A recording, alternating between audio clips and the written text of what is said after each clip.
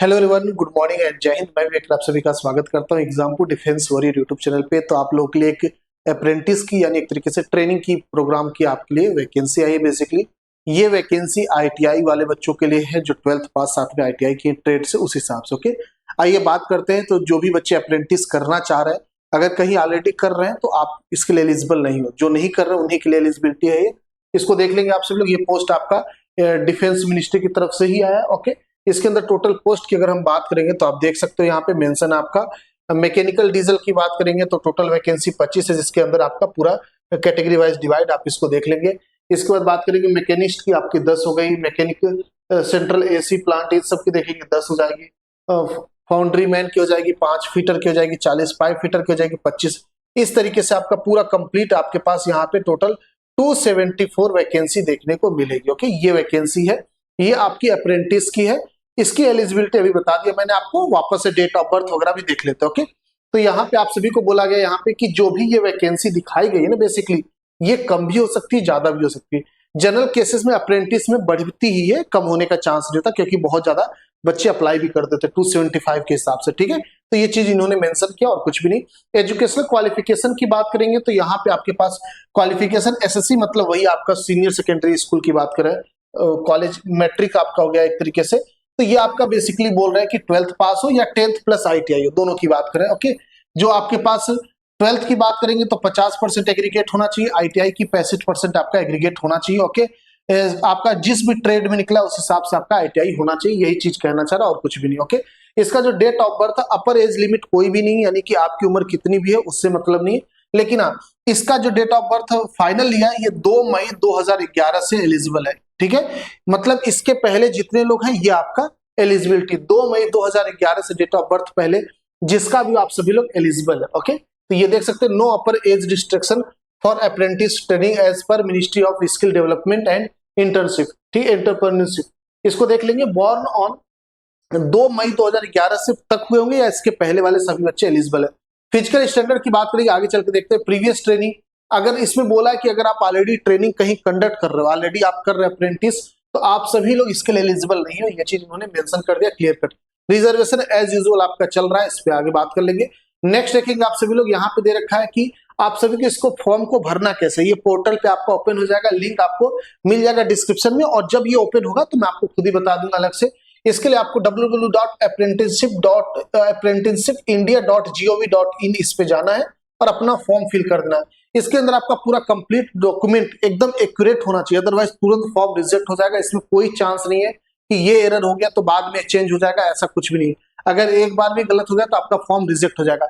इसका जो form fees है ये 0 है, यानी 1 भी रुपए इसके नहीं लगने वाले। फॉर्म भरने के 1 भी रुपए नहीं लगने वाले, ये चीज ध्यान रखेंगे।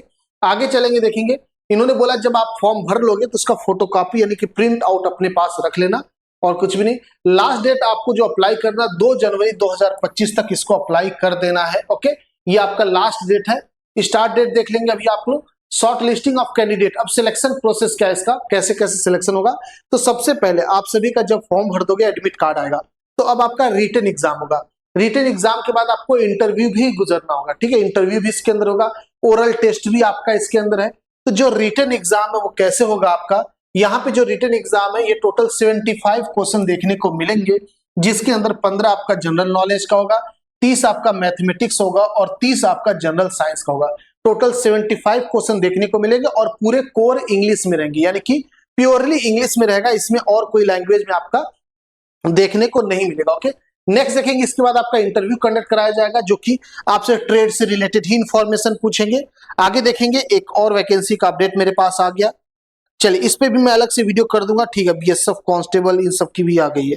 ओके, ओके, बहुत बढ़िया। आगे देखेंगे हम सभी लोग, तो इंटरव्यू आप सभी लोगों का होगा। इसके बाद आपको वही मेंशन किया कि डॉक्यूमेंट वगैरह आपको रेडी रखना और कुछ भी नहीं। ओरल टेस्ट भी आपको गुजरना होगा। उसके बाद ओरल टेस्ट यानी ओरली आपसे बात करेंगे, वही टॉपिक से रिलेटेड इंफॉर्मेशन आपसे पूछेंगे। ओके, फाइनल मेरिट जो बनेगी वो आपके इंटरव्यू के और रिटन के हिसाब से बनेगी, उस हिसाब से आपको बुलाया जाएगा। ओके, इसके बाद मेडिकल एग्जामिनेशन आपका वही प्रॉपर जैसा होता है वैसे होगा। रिटन एग्जामिनेशन आपका डेट आ चुका है, ये आपका 28 फरवरी 2025 को होगा। इसके बाद आप देखोगे declaration of written exam result आपका 4 मार्च 2025 को आपका रिजल्ट आ जाएगा। इंटरव्यू का भी आपका शेड्यूल आ चुका है। Date of interview electrician, electronic mechanic, instrument mechanic की बात करेंगे 7 मार्च 2025 को है। यहाँ पे पूरा डेट वाइज दे रखा है कि किस दिन किसका इंटरव्यू होगा, और फाइनल जो रिजल्ट आएगा इंटरव्यू का 17 मार्च 2025 को आएगा, और मेडिकल एग्जामिनेशन का डेट दे रखा है 19 मार्च 2025 के बाद। ओके, तो ये सब अभी इंपॉर्टेंट नहीं, फिलहाल इंपॉर्टेंट बस आपका डेट ऑफ बर्थ रहना चाहिए, और आप लोग भर पा रहे हो कि नहीं भर पा रहे हो, कहीं ट्रेनिंग वगैरह इंटर्नशिप नहीं कर रहे हो, तो आप बिल्कुल इसके लिए एलिजिबल हो, और कुछ भी इसके अंदर ज्यादा मेंशन नहीं। ओके, इसके बाद देख लेंगे आपका जो एग्जाम है वही 28 फरवरी को है, उसके बाद और कुछ भी इसमें अंदर मेंशन नहीं है। ओके, बात कर लेंगे 28 नवंबर से इसका फॉर्म स्टार्ट हो जाएगा, यानी आज ही से इसका फॉर्म स्टार्ट है। ठीक है, आज से इसका फॉर्म स्टार्ट है। फॉर्म देख लेंगे आप सभी लोग, 28 तारीख से फॉर्म स्टार्ट हो चुका, 28 नवंबर से आपका फॉर्म स्टार्ट है ऑलरेडी, तो जाके फॉर्म फिल कर देंगे आप सभी लोग। वापस बता दें 275 वैकेंसी टोटल इसके अंदर आपके पास है। ओके, 275 वैकेंसी आपके पास है।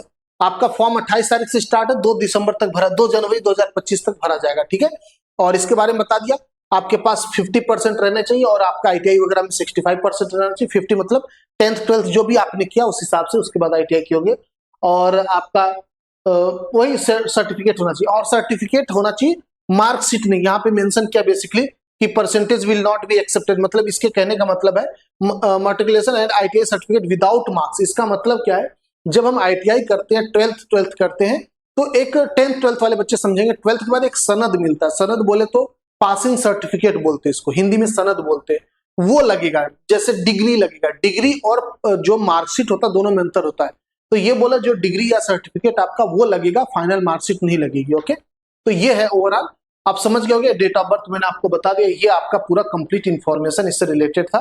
बाकी जाओ वैकेंसी देख लो, आप भर सकते हो तो जाके भर दो। Okay, date of birth match कर लेना, आपका ये ट्रेड है तो आप बिल्कुल भर सकते हो। और दूसरी 2-3 वैकेंसी और है, उसको लेके मैं इवेंट कर देता हूँ, आप सभी लोग उसको देख लेंगे। ये अप्रेंटिसशिप की थी, मतलब ट्रेनिंग प्रोग्राम थी, आईटीआई वाले बच्चों के लिए बेसिकली थी। तो आप सभी लोग जितने आईटीआई वाले बच्चे किए बेटा, अप्रेंटिस के लिए अप्लाई कर देना, बहुत जरूरी है। ठीक है, बेहतरीन। ओके, मिलते। अच्छा, अगर इसके रिटर्न की तैयारी करना चाह रहे हो जहां पे 75 क्वेश्चन आपका आता है, तो आप लोगों के लिए हमारा एक नेवी का बैच चला, नेवी स्पेशल बैच है, नेवी एसएसआर एमआर की तैयारी करते हैं।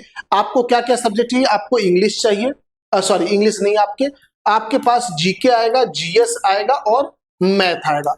तो ये सारा सिलेबस हम लोग कवर कराते हैं इसके अंदर। ओके, और ये कंप्लीट एक तरीके से एमआर टाइप का सिलेबस कह दो, वही आपके एग्जामिनेशन में आएगा। तो नेवी एमआर का हमारा बैच ऑलरेडी चल रहा है, जो कि 599 में सिर्फ आपको पड़ेगा, तो आप इसको परचेस कर सकते हो अगर रिटर्न की तैयारी करना चाह रहे हो तो। ओके, एमआर का जो भी सिलेबस है पूरा आपके एग्जाम के काम का है। हमारे जो नेवी एमआर में होता है उसमें भी यही सब्जेक्ट आते हैं। ठीक है, जनरल साइंस अलग आ जाता है, जीके अलग आ जाता है, मैथ अलग, एकदम सेम टू सेम बनता है, वैसा ही आपका इसमें आता है, इसमें कोई वेरिएशन नहीं होता है। एसएसआर नहीं, एमआर की बात कर रहा हूं मैं। ओके, तो 599 का ये कोर्स है, बिल्कुल आपके सिलेबस के अकॉर्डिंग ही है, एकदम बिल्कुल डिट्टो मैच करता हुआ क्वेश्चन आपके एग्जाम में मिलेगा।